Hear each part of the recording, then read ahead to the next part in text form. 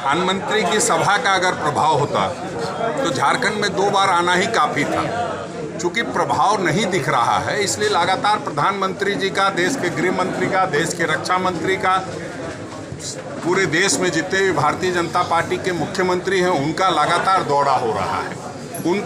उनके जो अपने संगठन हैं, संगठन के जो मुखिया हैं, उन पर से विश्वास उठ चुका है। वो जानते हैं कि जो यहाँ का नेतृत्व है वो सफल नहीं है, इसलिए लगातार उनको आना पड़ रहा है। कई जगह हमने देखा कि बड़ी सभाओं की जगह नुक्कड़ सभा जैसे हालात भी बने और उस पर भी उन लोगों का संबोधन हुआ है। तो जितनी बार आएंगे प्रधानमंत्री जी उतना फ़ायदा होगा। मैं तो प्रधानमंत्री जी से और गृह मंत्री जी से आग्रह करूंगा कि आप जितनी बार आएंगे, जो आपने वायदे किए हैं और जो आपने लोगों को धोखा देने का काम किया है, वो लोगों को याद आएंगे और उस अनुरूप वोटिंग होगी और उसका फ़ायदा हम लोगों को मिलेगा। 4 तारीख के बाद से सारे भ्रष्टाचारी जेल में जाएंगे क्या? बिल्कुल, प्रधानमंत्री जी ने ठीक कहा है। अभी तक सिर्फ जो भारतीय जनता पार्टी, गैर भारतीय जनता पार्टी शासित राज्य है और विशेषकर सिर्फ झारखंड में इस तरह की कार्रवाई करके वो बेवजह सबको बदनाम करना चाहते हैं, छवि खराब करना चाहते हैं। असली तो बारी 4 जून के बाद आएगी, जब बड़े बड़े घोटालेबाजों का पर्दाफाश होगा।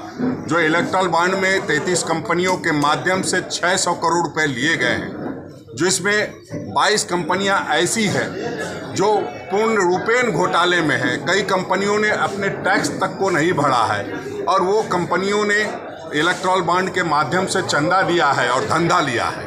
तो उन सभी चीज़ों की जांच की जाएगी। प्रधानमंत्री जी को एहसास हो चुका है कि अब हमारी सरकार नहीं बनने वाली है, इसलिए वो इस तरह की बातें कर रहे हैं कि 4 जून के बाद सभी घोटालेबाजों का जेल में होंगे। और हम समझते हैं कि जो उनका विश्वास है हम लोगों के ऊपर कि हमारी सरकार बनेगी तो हम घोटालेबाजों पर कार्रवाई करेंगे, निश्चित रूप से हम इस जो प्रधानमंत्री जी की मंशा है उसको पूरा करने का। झारखंड में क्या?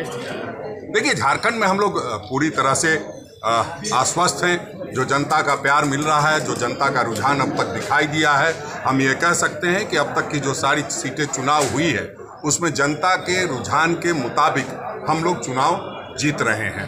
अब ये अलग बात है कि जब तक चुनाव पूरा संपन्न नहीं हो जाता तब तक सभी लोग अपनी अपनी बातें कहेंगे, लेकिन हम लोगों ने जो फीडबैक लिया है, जो आप लोगों के माध्यम से ही मिला है, उसमें हम ये कह सकते हैं कि हम अब तक के जो 11 सीटों पर चुनाव लड़े हैं उस पर हम जीत रहे हैं। और इसमें भी जो 3 सीटों पर चुनाव होना है उसमें जीत का अंतर, मत का अंतर बढ़ाने के लिए हम लोग गोड्डा और दुमका और पाकुड़ में सभी जगहों पर हम लोग दौरा करके उसको बढ़ाने का काम करें।